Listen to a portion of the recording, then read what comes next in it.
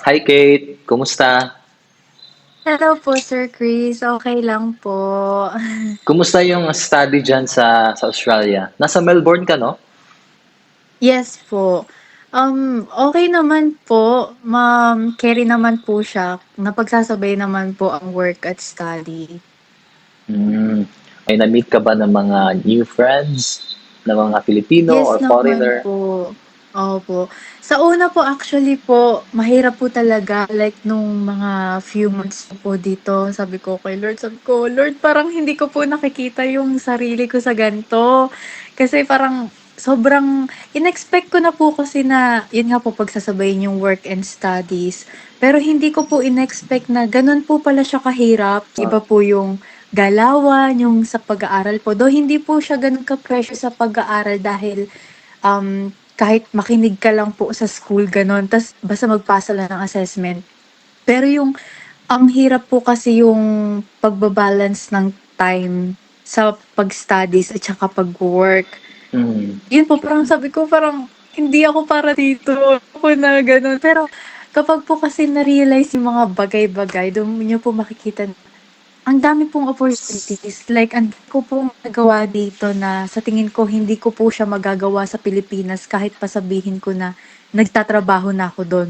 Kahit pa sabihin na kunyari ko nursing na po ako dun, kunyari po nurse na Ah, ako, hindi ko po makita na mararanasan ko yung buhay na naranasan ko ngayon kahit nasa Pinas ako, ganun po. So parang sinabi ko na ano 'to, magandang place po siya for more opportunities. Kaya ayun po, okey naman po siyang ano, experience. Happy naman po ako ngayon.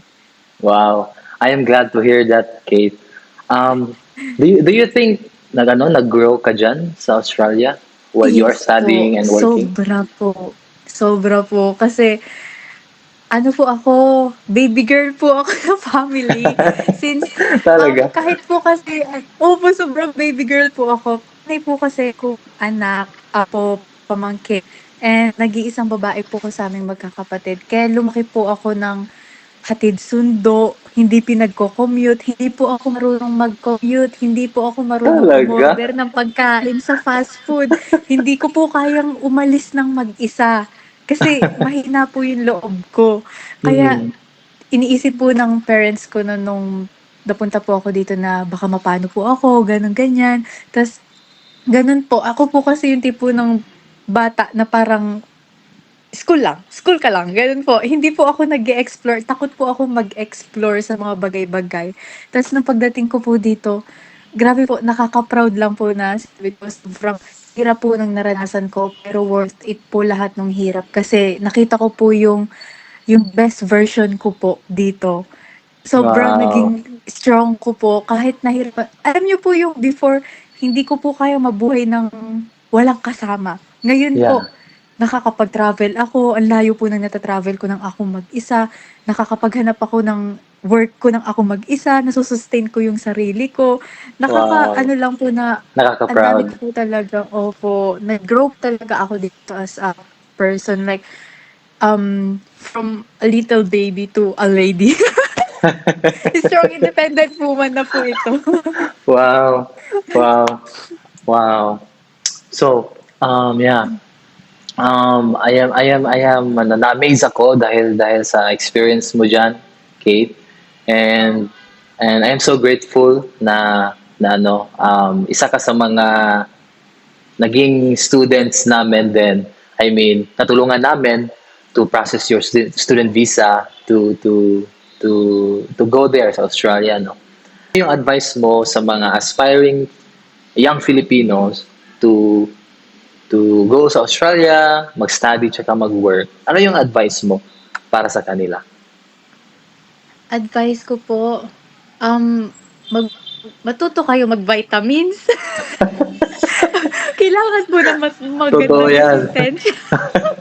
Dapat Hindi, ano malakas. po. Opo, malakas po talaga. First of all po siguro pinaka-advice ko po, kailangan po talaga ano, spiritually strong.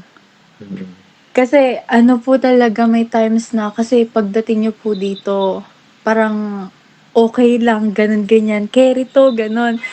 Pero may times po kasi na gi-give up yung mental and physical health mo. So, kung hindi kayo spiritually stable, saan ka kakapit? Ganun po.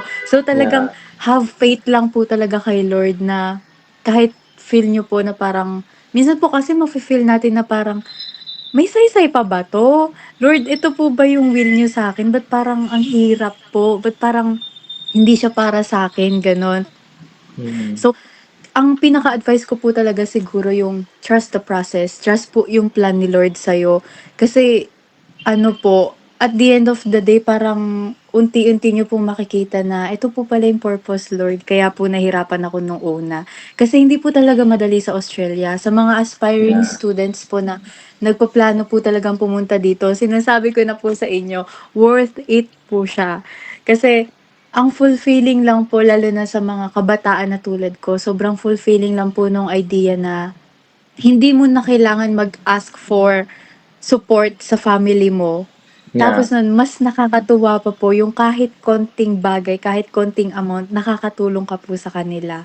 Yung ang fulfilling lang po ng idea na kaya ko na yung sarili ko, hindi na ako kailangang problemahin ng pamilya ko. Tapos po, nai-spoil niyo pa po sila kahit sa maliliit na bagay lang.